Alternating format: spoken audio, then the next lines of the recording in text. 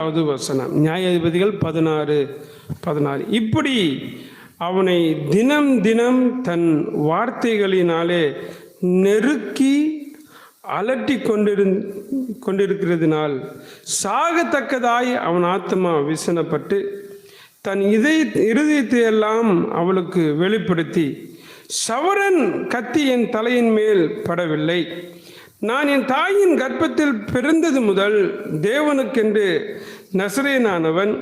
என் தலை சிரைக்கப்பட்டால் என் பலம் என்னை விட்டு போம். அதனால் நான் பலட்சியமாகி மற்ற எல்லா மனுஷரை போலாக ஆவேன் என்று அவளிடத்தில் சொன்னான். ஆமென்.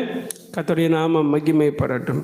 நாம் வாசித்த இந்த வேத பகுதி நாம் நன்கு அறிந்த கர்த்தருடைய தாசன் ஆகிய சிம்சோனை குறித்ததான ஒரு மிகப்பெரிய ஒரு சம்பவத்தை குறித்து நம்ம இங்கே வாசிக்கிறோம். இங்கே ஒரு ஸ்திரியை குறித்து வாசிக்கிறோம். அந்த ஸ்திரியோட பேர் தெலிலாள் என்று சொல்லி வேதம் சொல்கிறது. இந்த ஸ்திரீ எப்படிப்பட்டவள் என்றால், என்னை பொறுத்த வரைக்கும் நான் பைபிள் அநேக ஸ்திரீகளை குறித்து அதிகமாய் தியானிப்பது உண்டு. இந்த ஸ்திரீயை குறித்து நான் தியானித்ததில் நான் கற்றுக்கொண்ட ஒரு காரியம், மிக மிக மிக முட்டாளான ஒரு பெண்மணி யாருன்னு இந்த தெலிலாள் தான். முட்டாளை போல உள்ள ஒரு பெண்மணி. தன்னுடைய நேசர், தான் விரும்புகிற நபர் சாதாரணமான ஒரு நபர் அல்ல. அவள் நேசத்துக்குரிய அந்த நபர் சிம்சோன் என்கிறவன் பராக்கிரமசாலியானவன். ஆமென். சிம்சோனை குறித்து வேதம் சொல்லுகிறது, அவன் பராக்கிரமசாலி. தன் தாயின் வயிற்றில் பிறந்தது முதல் நசரேன் என்று எண்ணப்படுகிற அளவுக்கு அவன் மிகவும் ஒரு பராக்கிரமசாலி. தன் தாயின் வயிற்றில் இருக்கும் போதே தேவனால் முன்குறித்து பிறந்தவன்.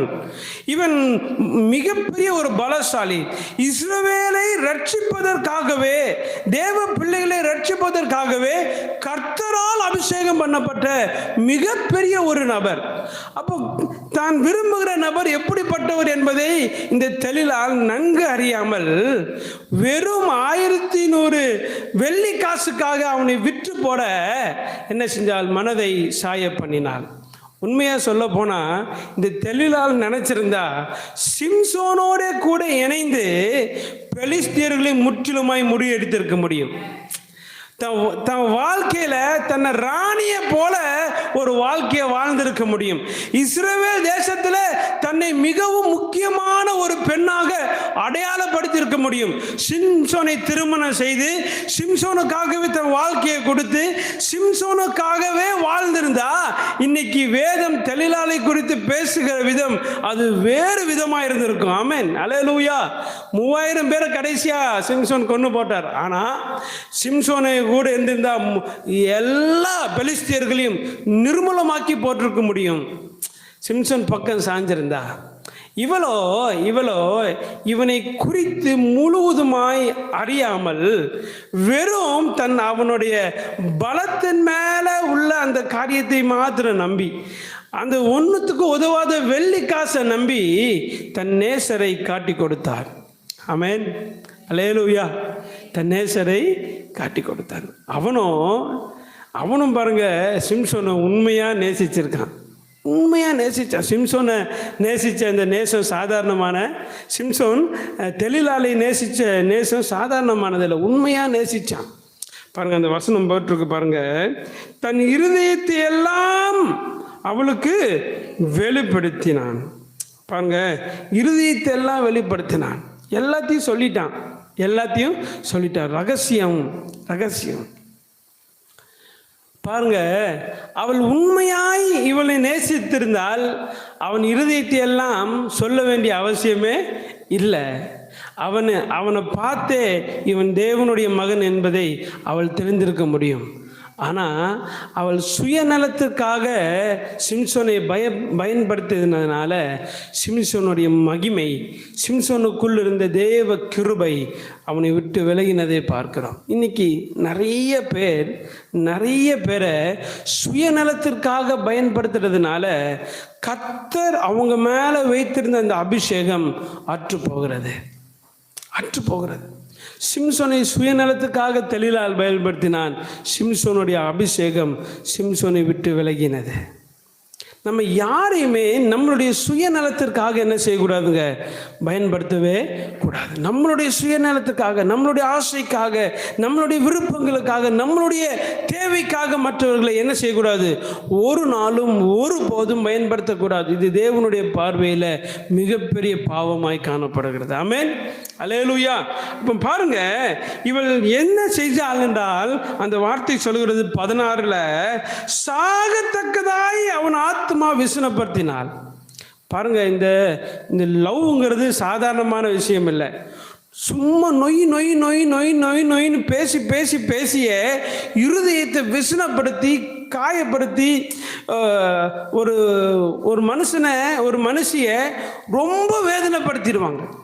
அது அந்த இருதயத்தை உடைக்கிறது. ஆள் வெளியே பார்த்தா பலமாக இருப்பாங்க, பசங்களாம் வெளியே பார்த்தா பலமான நபர்களாக இருப்பாங்க.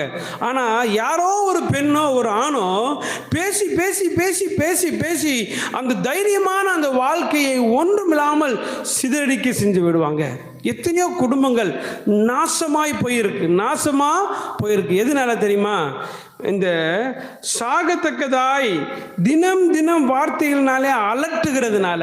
இன்னைக்கு நிறைய குடும்பங்களுக்குள்ளேயும் கணவன் மனைவியின் இடத்துல இப்படிப்பட்ட காரியங்கள் நடக்கிறது.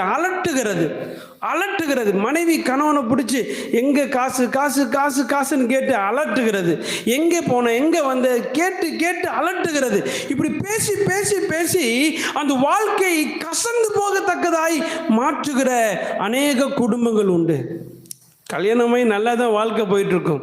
ஆனால் திடீரென்று ஒரு மிகப்பெரிய பிரிவு காணப்படும், மிகப்பெரிய இடைவெளி. காரணம் என்ன பார்த்தீங்கன்னா, டார்ச்சர் தாங்க முடியல, வாழ முடியல. டார்ச்சர், பணம்னு கொன்று எடுக்கிறா அப்படிங்குவாங்க.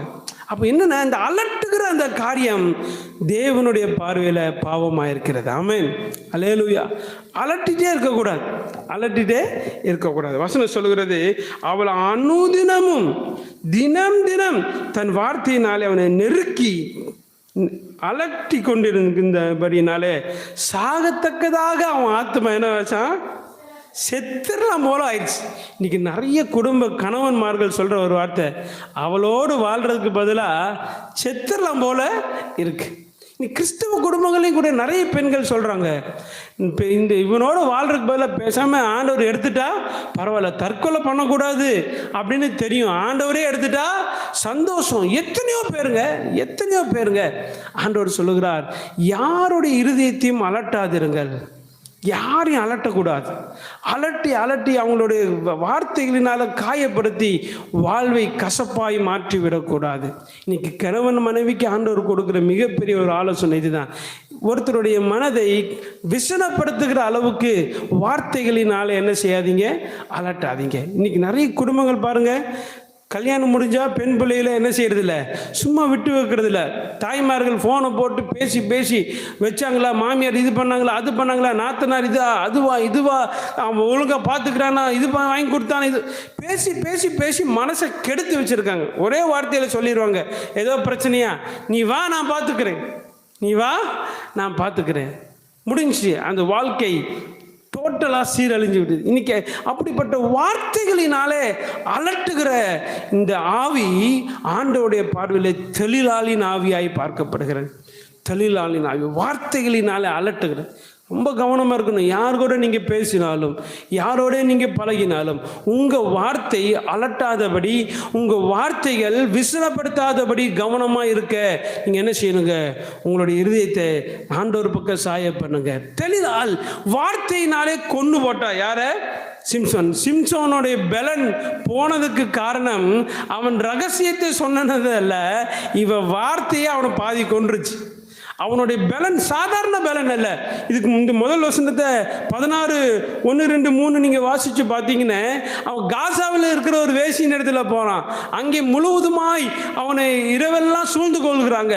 பார்த்தா நடு ராத்திரியில் எந்திரிச்சு கதவுடைய நிலவை பிச்சு மலையில் மேலே போய் நிற்கிறான், எப்ரோன் மலையில். அப்படி என்றால் அவன் பலன் எப்படிப்பட்ட பலன் பாருங்க. நிலவை பிச்சு போனோம்னா சாதாரணமானவன், நம்மளால 4 சேரை கூட சரியாக தூக்க முடியல, 2 குடத்தை தூக்க முடியல. நிலவை கதவை பிச்சுட்டு போகிறான்னா அவன் எந்த அளவுக்கு பலசாலி பாருங்க. அப்போ அவ்வளோ பெரிய ஒரு பலசாலியை வார்த்தை என்ன செய்யுமா? பலவீனப்படுத்திடும். ஆமென். உங்கள் கணவனார், உங்கள் பிள்ளைகள், உங்கள் மனைவிமார்கள் இவங்களுடைய பலத்தை வார்த்தையினால் கெடுத்து விடாதீர்கள். வார்த்தை என்ன செஞ்சிடக்கூடாது? அவங்க பலனை குன்றி போக பண்ணிடக்கூடாது. ரொம்ப முக்கியம், ரொம்ப முக்கியம். இந்த வார்த்தை ரொம்ப ரொம்ப முக்கியம். வார்த்தை, நம்ம பேசுகிற வார்த்தை, அவங்கள வசனம் சொல்கிறது, ஒருவருக்கொருவர் என்ன செய்யுங்க? உற்சாகப்படுத்துங்க. ஒருவருக்கு ஒருவர் என்ன செய்யுங்க? அவங்க குறைவுகளில் அவங்களுக்கு நிறைவாய் அவங்களுக்கு செயல்படுங்க. அவங்களுக்கு தூக்கி விடுறதுக்கு நீங்கள் என்ன முயற்சி பண்ணணுமோ அதை பண்ணுங்க. அதை விட்டு போட்டு வார்த்தையினாலே கொல்லுவது, வார்த்தையினாலே கொல்லுவது, இது கொலை செய்வதில் பெரிய ஒரு பங்கை வகிக்கிறது. ஒவ்வொரு முறையும் வார்த்தைகள் கொல்லத்தக்கதாக நீங்களும் நானும் அப்படிப்பட்ட ஒரு ஜீவிதத்தை நம்ம வாழ்ந்துடவே கூட. இதுக்கு முன்னாடி அப்படி வாழ்ந்துருக்கோமா? பேசி பேசியே காயப்படுத்தி இருக்கோமா? பேசி பேசியே அவங்களோட இருதயத்தை உடைச்சிருக்கிறோமா? யோசித்து பார்க்க வேண்டும், யோசித்து பார்க்க வேண்டும். சில குடும்பங்களில் பார்க்கிறோம், குழந்தை இல்லைன்னு வார்த்தையை சொல்லியே கொண்டுருவாங்க. ஒரு புள்ள பூச்சி கூட இல்லை, வந்து இத்தனை நாளாச்சு, இத்தனை நாளாச்சு, ஒரு குழந்தை இல்லை, ஒரு இது இல்லை, ஒரு அது இல்லை, வார்த்தையினாலே கொல்லுகிறது. எத்தனை பெண்கள் திருமணமாகி மாமியாருடைய வார்த்தையினால, மாமனாருடைய வார்த்தையினால, நாத்தனார்களுடைய வார்த்தைகளினால கொல்லப்பட்டிருக்காங்க தெரியுமா? இதெல்லாம் ஆண்டவர் பார்க்கிறார், இதெல்லாம் ஆண்டவர் பார்க்கிறார். அதனால இப்படிப்பட்ட பாவங்களை செய்யாதபடி கவனமாக இருக்க வேண்டும். ரொம்ப நம்ம சொல்லுவோம், நான் கொலையெல்லாம் பண்ணல பாஸ்டர், நான் பெரிய விபச்சாரமெல்லாம் எதுவுமே பண்ணல. ஆனால் வார்த்தையினாலே எத்தனை முறை கணவனை கொண்டிருக்கீங்க, வார்த்தையினால எத்தனை முறை மனைவியை கொண்டிருக்கிறீங்க, வார்த்தையினால் எத்தனை முறை பிள்ளைகளை கொண்டிருக்காங்க. சிலர்லாம் பாங்க, செத்து போடா அப்படின்றவாங்க குழந்தைகளை பார்த்து. எங்கேயா போய் செத்து போடா? அந்த குழந்தையோட மனசில் அந்த வார்த்தை ஆழமா. இப்போ எங்கள் அம்மாவே என்னை பார்த்து செத்து போன்னு சொல்லிட்டாங்க, எங்கள் அப்பாவே என்னை பார்த்து செத்து போன்னு சொன்னாங்க, நீ வேண்டாதவன், ஆகாதவன், ஒன்றுக்கு உதவாதவன், வேஸ்ட்ன்னு சொல்லிட்டாங்க. அது கொல்லத்தக்கதாக இருந்தது. ரொம்ப கவனம் வார்த்தை. இங்கே தெளிலாளுடைய லைஃபு ராணி மாதிரி வாழ வேண்டியவ. தெளிலாளோட வாழ்க்கை ஒன்றுமில்லாமல் போனதுக்கு காரணம் என்ன தெரியுமா? வார்த்தை.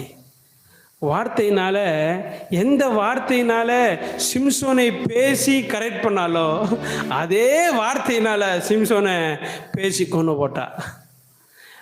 எந்த வார்த்தை சிம்சோனுக்கு இனிமையாக இருந்ததோ அதே வார்த்தை சிம்சோனுக்கு சாகத்தக்கதாய் கசப்பாய் மாறினது. ரொம்ப கவனம்.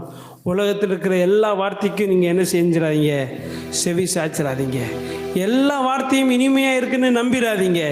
சில வார்த்தைகள் உங்களை சாகத்தக்கதாய் கசக்கத்தக்கதாய் மாறிவிடும்.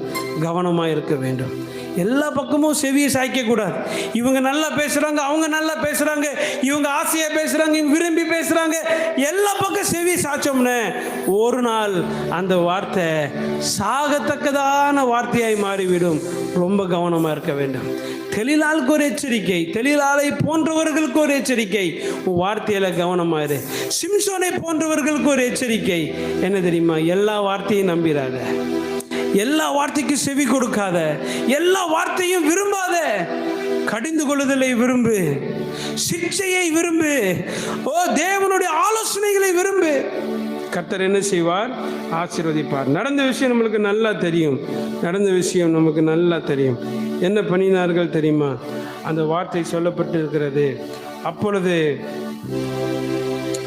16வது அதிகாரத்தில் 20வது வசனம், அப்பொழுது அவன், சிம்சோனே, பெலிஸ்தர் உன்மேல் வந்து விட்டார்கள் என்றால் அவன் நித்திரை விட்டு விழித்து கர்த்தர் தன்னை விட்டு விலகினதை அறியாமல் எப்போதும் போல் உதறி போட்டு வெளியே போவேன் என்றான். பெலிஸ்தியர் அவனை பிடித்து அவன் கண்களை பிடுங்கி அவனை காசாவுக்கு கொண்டு போய் அவனுக்கு 2 வெண்கல விலங்கு போட்டு சிறைச்சாலையிலே மாவரைக்க வைத்தார்கள். போச்சு போச்சு போச்சு. எல்லா வார்த்தைக்கும் செவி கொடுத்தோம் என்றால் கண்கள் பிடுங்கப்படும். கண்கள் என்றால் தரிசனம். தரிசனம் பிடுங்கப்பட்டும். கண் இல்லைன்னா விஷனே இல்லை. விஷன், ஒரு விஷனும் இல்லை.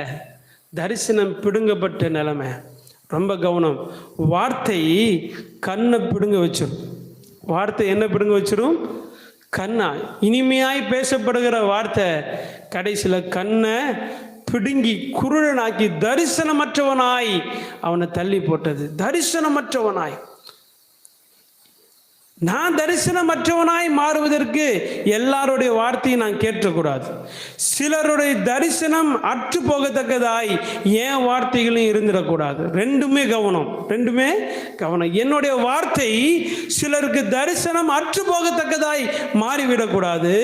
எல்லாருடைய வார்த்தையும் கேட்பதனால என்னுடைய தரிசனமும் அற்று போகத்தக்கதாய் நான் வாழ்ந்து விடக்கூடாது. ரொம்ப கவனம். வார்த்தையில் ஆண்டவர் ரொம்ப கவனமாக இருக்க சொல்கிறார். இன்னைக்கு ஆண்டவர் நம்மகிட்ட எதிர்பார்க்கிற ஒரு காரியம். அதனால தான் ஆண்டவர் சொல்கிறார், என் வார்த்தைகளை கேட்டு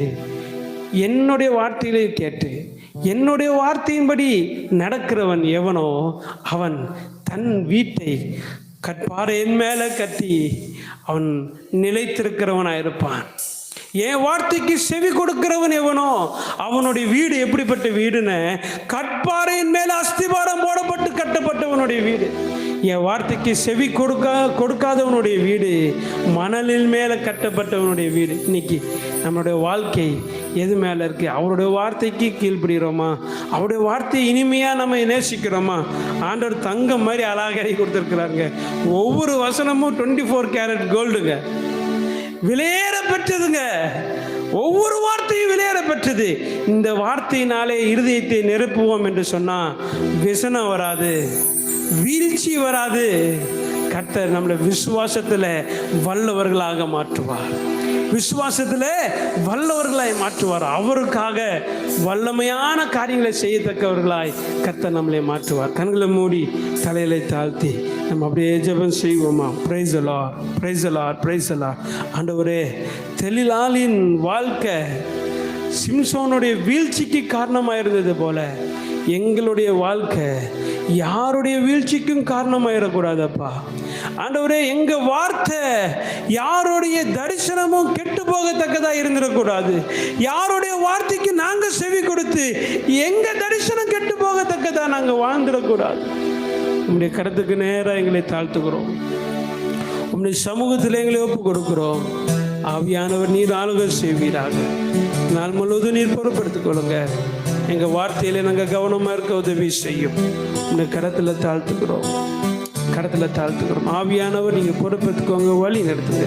இயேசுவின் நாமத்தில் கேட்கிறோம் எங்கள் ஜீவனுள்ள நல்ல தகப்பனே. ஆமென், ஆமென், ஆமென்.